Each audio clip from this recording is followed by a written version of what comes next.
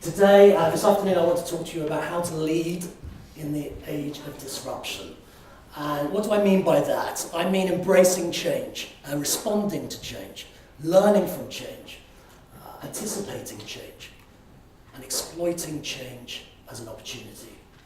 The problem, a few people make change happen, a lot of people wait for change to happen, and some people wake up in the morning, they look out the window, and they say, hey, what happened?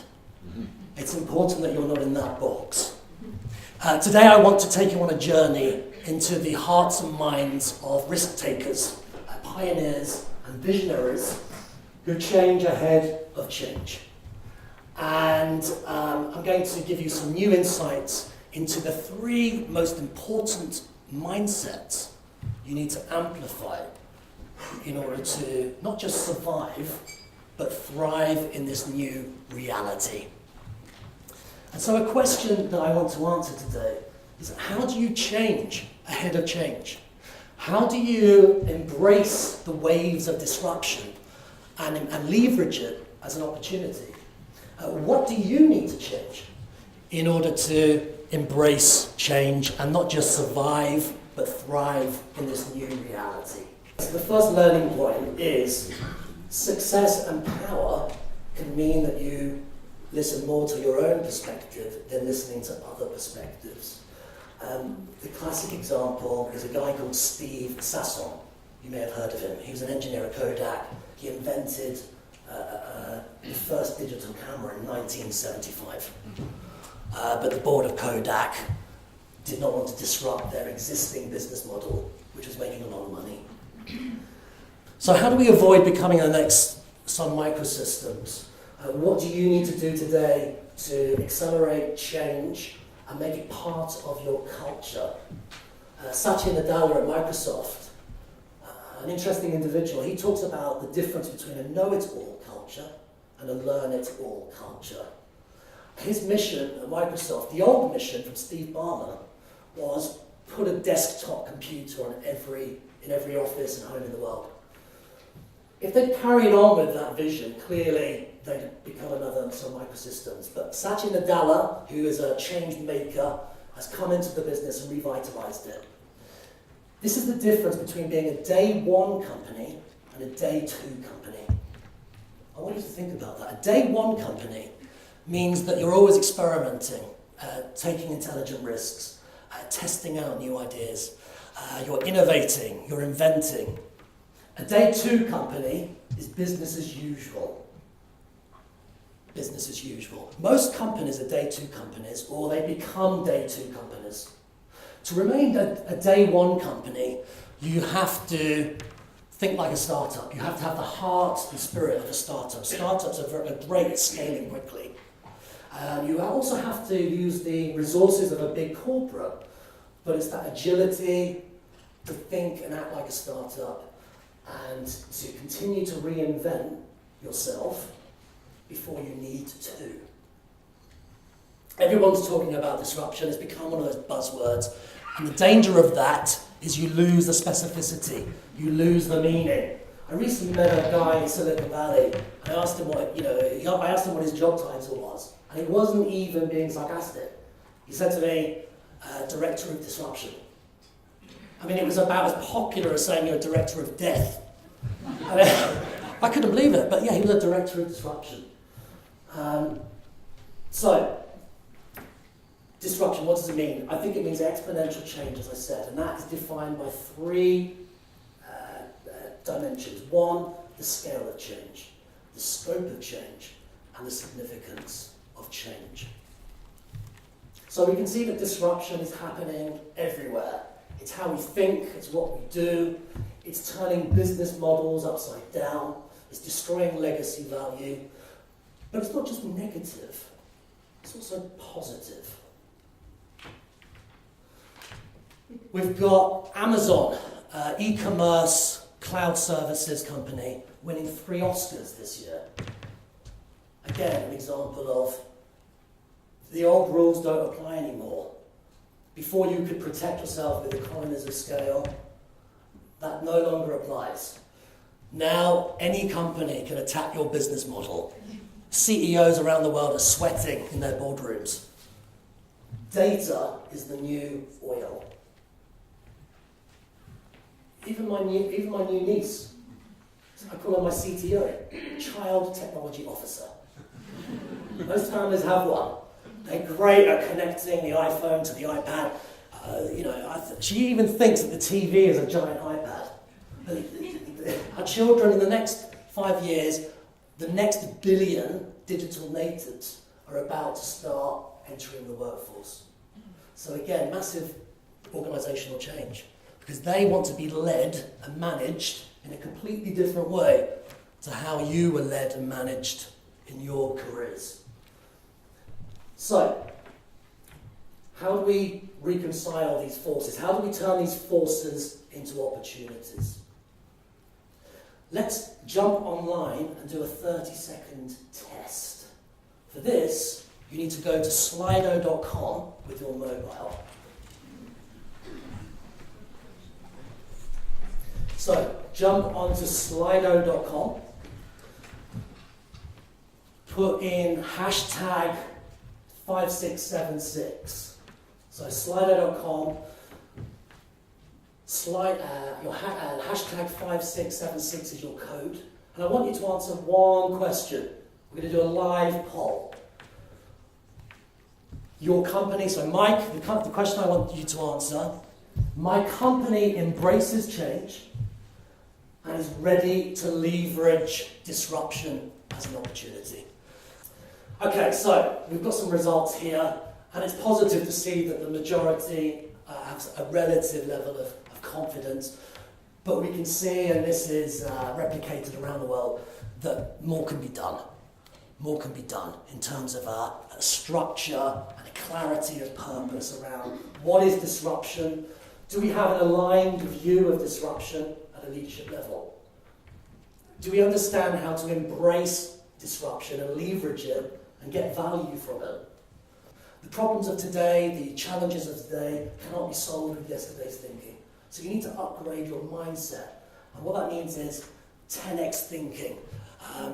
An example of 10x thinking would be the Bill and Melinda Gates Foundation, which wants to wipe out malaria in 10 years. Another example would be Elon Musk's goal to put people on the planet within the next 10 years. They're big, audacious goals. That doesn't mean we still need to start small though, experiment. What's interesting about this particular change maker is two things. One, to disrupt your business as usual hat, you need to think in a completely different way. And so what they do at Google X or X is they reward failure. It's really counterintuitive. Rather than just reward success, they've realised that people tend to keep focusing on defending the status quo or allocating energy and time to projects which they know right at the outset aren't working. And they're much closer and know more about the project than you. So what they're trying to do here, which is instructive and we can learn from it, is if you want to accelerate change, you need to create psychological safety.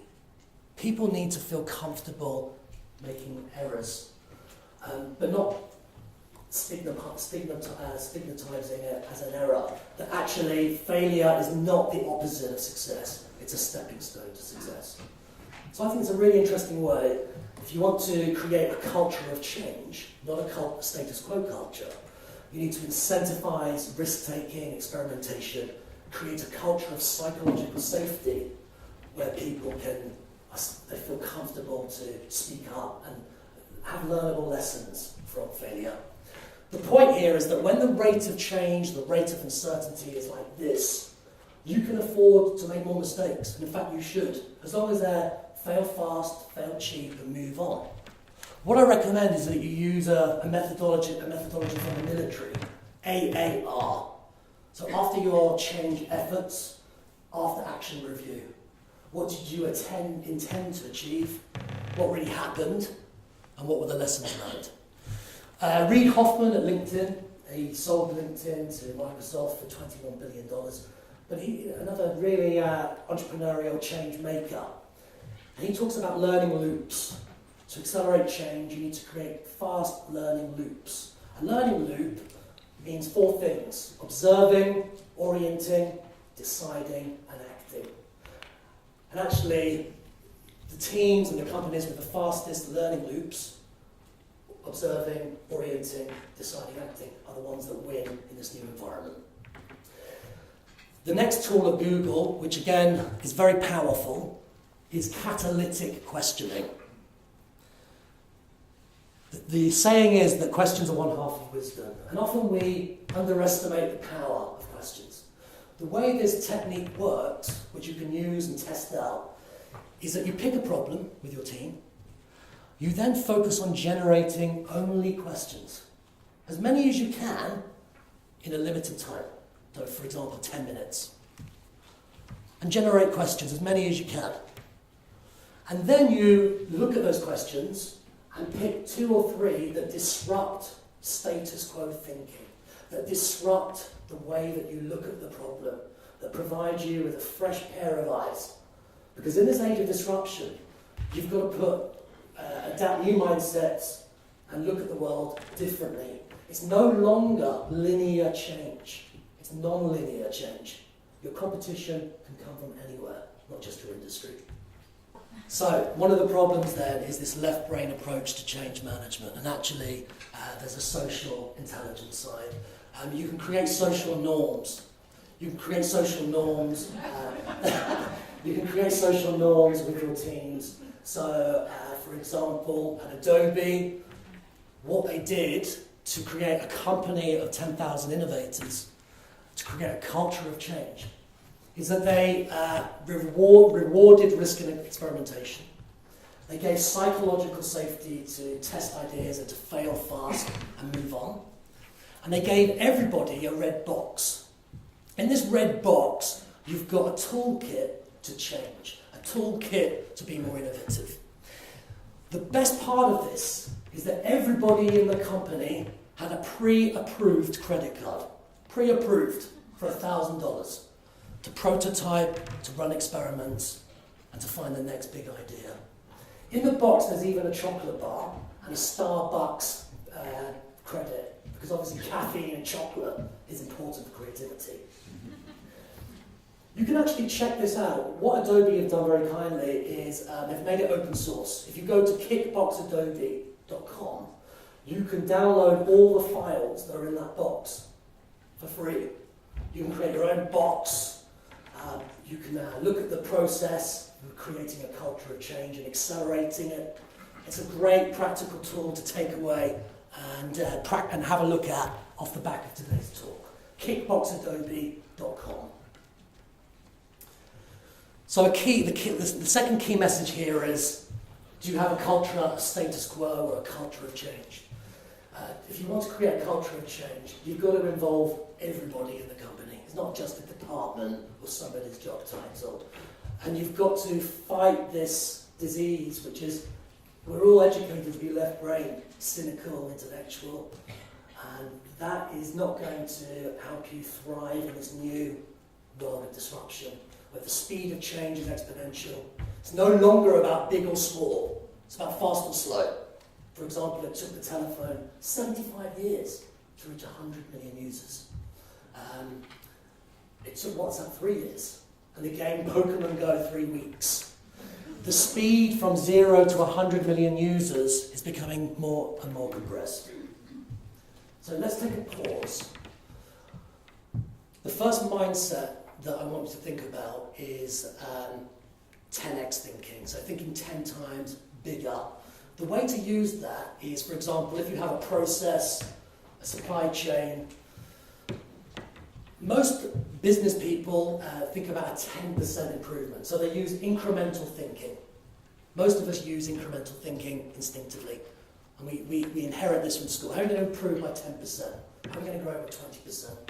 10x thinking is meant to disrupt that. The point is that you may not reach a 10x goal, you probably won't. But by aiming for that, you have to disrupt and challenge everything you know about that problem. Look at it in a completely different way. It's a bit like, deja vu, where the unfamiliar seems familiar. What I want you to practice, and this is my own creation, is vu déjà. Thank you. It's difficult to say.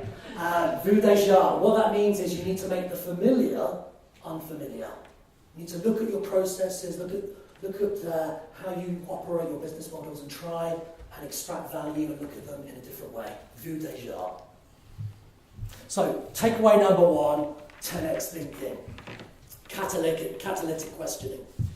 Takeaway number 2, create a company of innovators. Create a culture of change where everybody is involved in the process. My final mindset is about resilience and courage. The Finnish call it sisu. It's like a Viking spirit, tenacity, courage, and the ability to get back.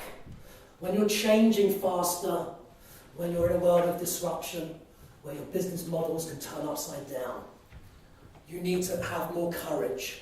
Courage to manage upwards, to have tricky conversations with your bosses. Courage to take a risk, an intelligent risk. And I think to change in this world of disruption, to lead yourself, to lead others, you need to surround yourself with multiple mentors. Who are your mentors right now? Have a think. Because you need multiple mentors to give you different perspectives. When you're that close to the problem or the frustration in your company, it's very difficult to think differently. Most companies are designed to make you tired.